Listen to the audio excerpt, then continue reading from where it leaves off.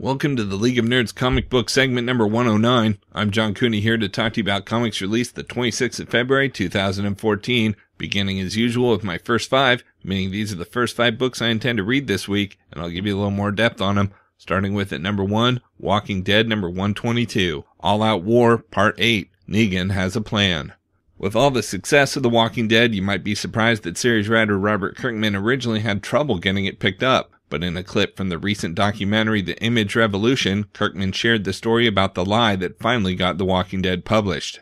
When I pitched The Walking Dead originally, it was turned down simply because there had never been a successful zombie book in the history of comics. Valentino came back and said, you know what, stop pitching us zombie comics. Zombie comics aren't successful, and every zombie movie is exactly the same. So we really need something that's going to have a hook, something that really makes it different. You know, I wasn't willing to accept no for an answer. He says, you got to tell me what I got to do to get Valentino on my side. And I said, well, I think he told you what you've got to do. You've got to give him a hook. And so I said, oh, well, I forgot to tell you that this is actually a big setup for an alien invasion. The zombies have been created by the aliens because there's this alien race that wants to take over Earth, and they want to wipe out humanity first. So they're doing it with this zombie virus. Over the course of the zombie part of the story, I'm going to be laying all of these hints so that when people go back and read it, they'll say, oh man, he did this here and here and here, and I didn't even see it. So I go into the office the next day and I tell Valentino this, and he's like, well, okay, you know, as far as I knew, that hadn't ever been done, you know, and I kind of, if he would have told me what it was really about, I would have said, dude, that's great, but he didn't. So, you know, at first I was really reluctant to do it. And so they accepted the book based on that. And then once the book came out, I remember Eric Stevenson called me up and said, you know, this is awesome. I said, I got to hand it to you. You've got me reading a zombie comic. One thing that has bothered me through all 3 of these issues is I don't see any of like the Easter eggs for the alien invasion in here. And Robert just starts laughing maniacally and says, there's no alien invasion. I made that up just to get you guys to do the book. You said you wanted a hook. You wanted something different. Well, there you go. That's your different thing. And it's not in there. So yeah, I kind of tricked them into accepting The Walking Dead. At number 2, we've got Guardians of the Galaxy number 12, The Trial of Jean Grey, Part 4. A surprise ally from one character's past comes to help, but is that enough against the most powerful army in the universe? Series editor Steve Wacker explains the interaction of the 2 teams. Quote, I think the Guardians look at the X-Men and they see a bunch of kids with great power who are more in the way than they are helpful. The X-Men on the other side have seen a lot in their short time here. When the Guardians show up, it surprises everybody because they don't look like your normal superhero group. They look more uncanny than the X-Kids, with that raccoon and that talking tree. The group dynamics are going to be very exciting and lend themselves to conflict, maybe a couple of friendships as well. There's certainly a couple of X-Men I could see getting along pretty well with the Guardians. And not for nothing, but to me, the classic superhero team-up, the one that I really loved as a kid, was when the X-Men met the Teen Titans in that book by Walt Simonson and Chris Claremont. In that vein, we'll hopefully see a similar mixture of conflict and friendships in our crossover. Close quote.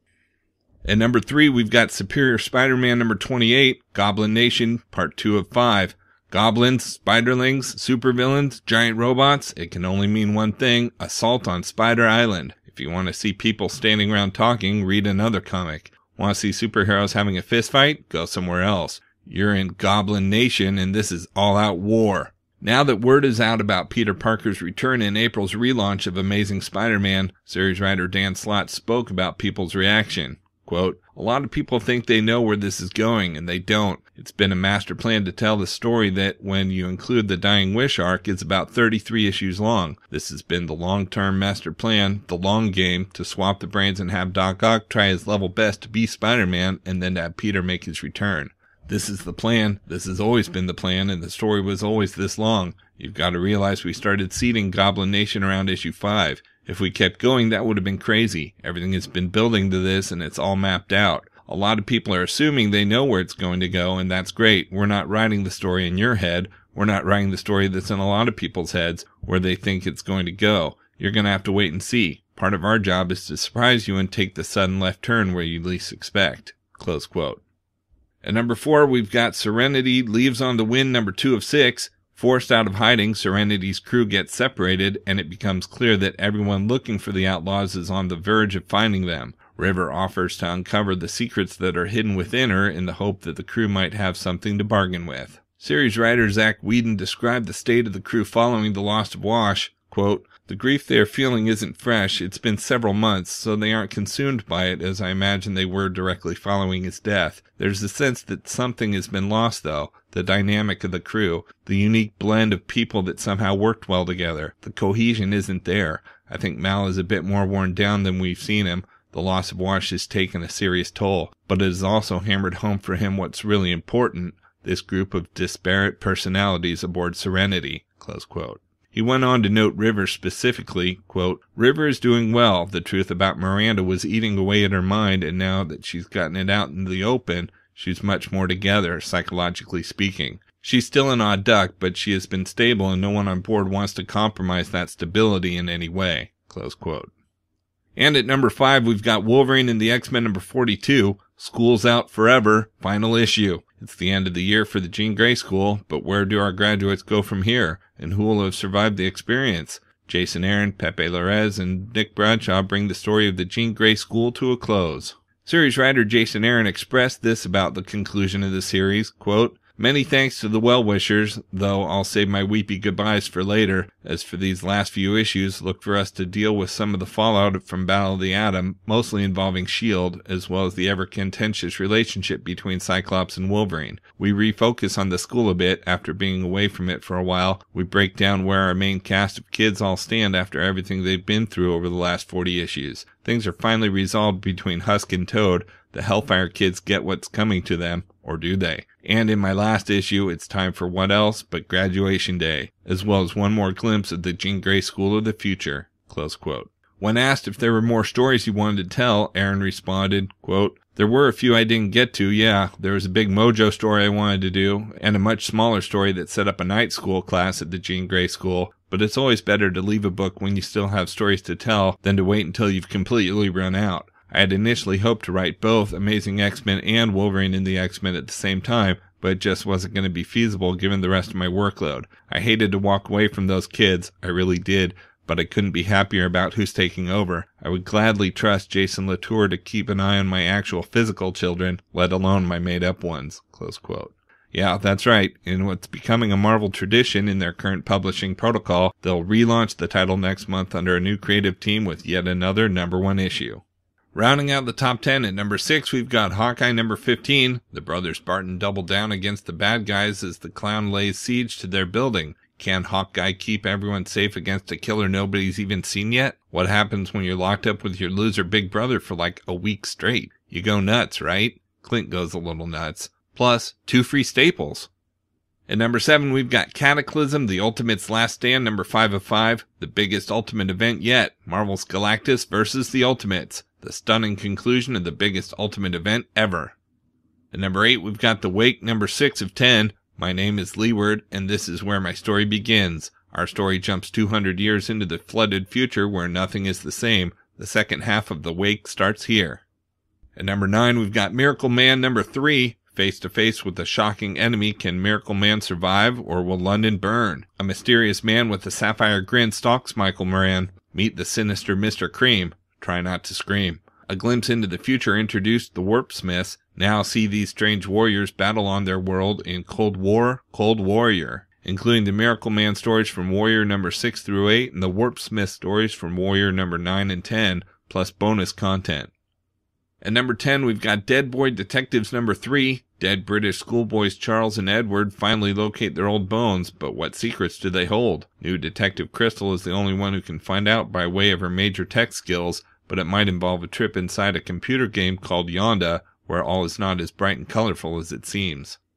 For the best of the rest from DC Comics, we've got Batman The Dark Knight number 28, part 1 of a 2-part story detailing the complex history of Dr. Kirk Langstrom, aka Man-Bat. How does Man-Bat's past connect to Batman's future? Next, we've got Catwoman number 28, Welcome to Gothtopia, Die Happy. As Catbird carries on the fight for justice even without the help of her beloved Batman, she finds herself facing a great mystery. Who is Catwoman? We've also got Forever Evil A.R.G.U.S number 5 of 6. A.R.G.U.S leader Colonel Steve Trevor has struck a deadly alliance with Killer Frost in order to find Wonder Woman's lost lasso. Only one problem, the lasso's in the hands of the deadly Cheetah, who doesn't mind soaking it in Trevor's blood. Next we have Justice League Dark number 28. Forever Evil Blight continues. What has the crime syndicate done to the world's most powerful mystics, and what is Project Automaton? The world continues to grow darker before the dawn, and Constantine will be forced to do the unthinkable. We've also got Superman Lois Lane number 1 one-shot. Lois Lane is known for chasing down stories, but what happens when the story is her family? As her father gains more power in the government, Lois's sister Lucy has become involved with a deadly drug scene. Meanwhile, Lois thought she was rid of the influence of Brainiac, but now she finds that the computer tyrant of Kolu is calling out to her again. And we've got Teen Titans number 28. Kid Flash's true history and motivations are revealed as he goes to war with his former teammates in the future he plans to rule. From Marvel Comics, we've got Avengers Assemble number 24. Mad scientist June Covington is at war in New York City with AIM for control of the new Inhuman abilities, and also because she hates people and likes killing them. Spider-Girl has to enlist the help of Iron Man to understand what's at stake, how to fight it, and if she's very lucky, how to recover her friend without ending up dead. Next we have Fantastic Four number 1, the fall of the Fantastic Four Part 1.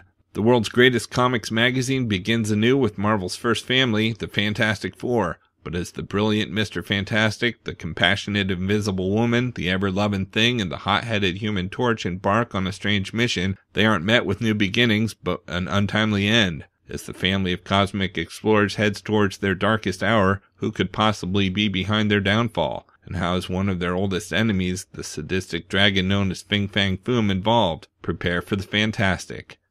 We've also got Indestructible Hulk number 19, Inhumanity tie-in, The Humanity Bomb, Chapter 3. Banner has one last chance to prevent Terrigenesis, but at an unthinkable cost. Banner's assistants are cannon fodder. Who will survive? The Hulk has unleashed a menace even worse than the Terrigen Mists, and there's no smashing it.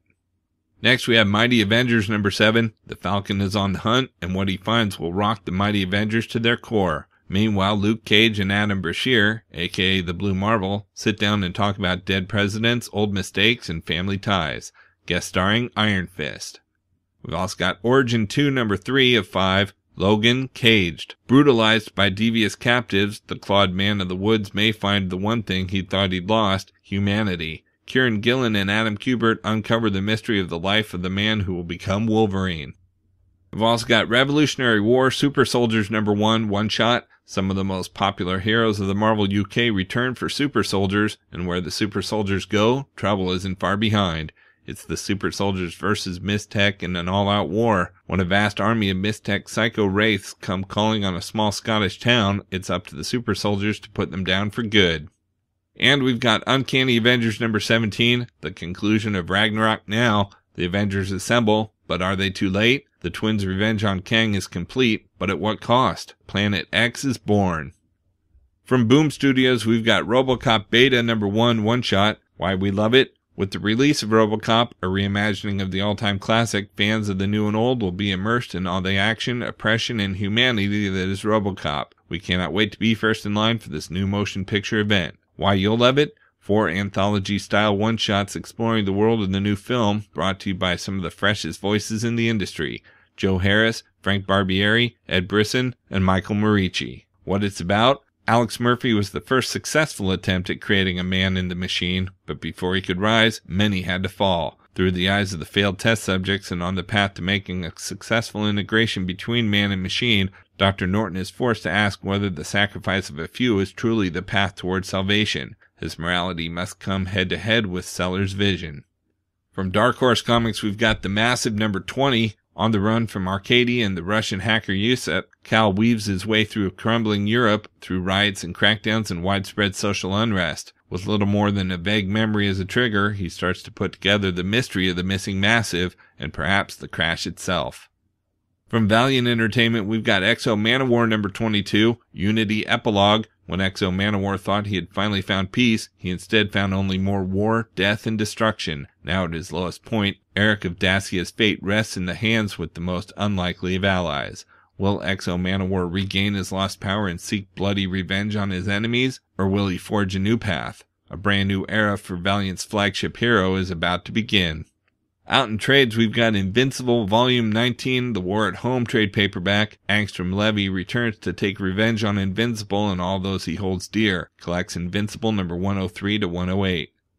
We've also got Peter Panzerfaust Volume 3, Cry of the Wolf trade paperback. Having faced the wrath of the Hook, Peter and the Lost Boys join forces with the Braves in guerrilla warfare from their secret hideout in the sticks. This time Felix is the man with the memories, and as Mr. Parsons soon learns, he's not so eager to revisit that life. Collects Peter Panzerfaust number 11 through 15. And we've got Thief of Thieves Volume 3 trade paperback. Conrad Poulsen lives a secret double life as Master Thief Redmond. There's nothing he can't steal, nothing he can't have, except for the life he's left behind. Now it's go time for his Venice heist and Thief of Thieves' most explosive story arc yet. Collects Thief of Thieves number 14 through 19.